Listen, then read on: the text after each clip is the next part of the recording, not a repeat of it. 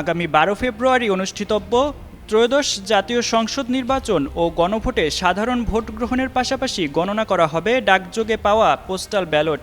এ বিষয়ে নির্বাচন কমিশন জানায়, এ নির্বাচনে রেকর্ড সংখ্যক পোস্টাল ভোটার নিবন্ধন করেছেন। এরই মধ্যে ডাকযোগে দেশে পৌঁছাতে শুরু করেছে প্রবাসীদের ভোট দেওয়া পোস্টাল ব্যালট।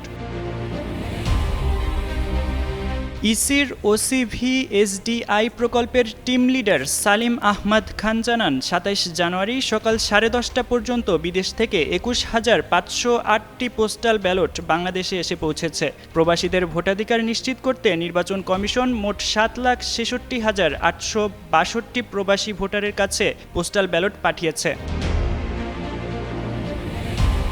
এর মধ্যে ৪,৯৩,৯২০ জন প্রবাসী ব্যালট গ্রহণ করেছেন এবং ভোট দিয়েছেন ৪,২৫,৭৮৮ জন। বিসওয়াক্স আর ভিটামিন ই সমৃদ্ধ স্কোয়ারের ময়শ্চারাইজিং মেরিল লিপ কেয়ার, এবার হাসুন প্রাণ খুলে।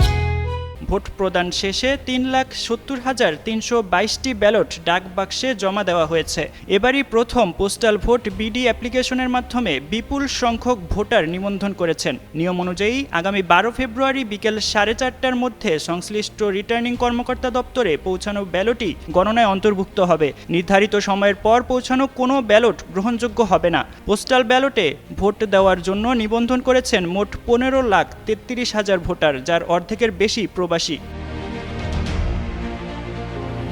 ইসির তথ্য অনুযায়ী মোট নিবন্ধনকারীদের মধ্যে পুরুষ ভোটার 12,81,434 জন, নারী ভোটার 2,52,246 জন।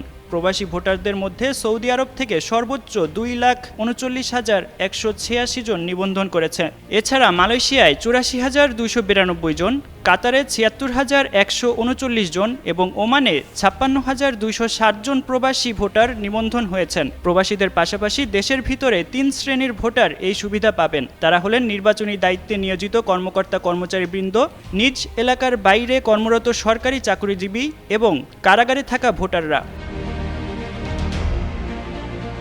এদিকে দেশের ভিতরে ইনকান্ট্রি পোস্টাল ভোট ক্যাটাগরিতে নিবন্ধন করেছেন 7,61,140 জন।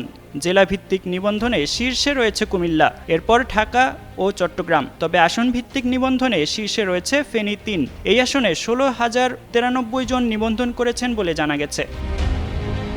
সাব্বির হোসেন সাকিব, যুগান্তর নিউজ।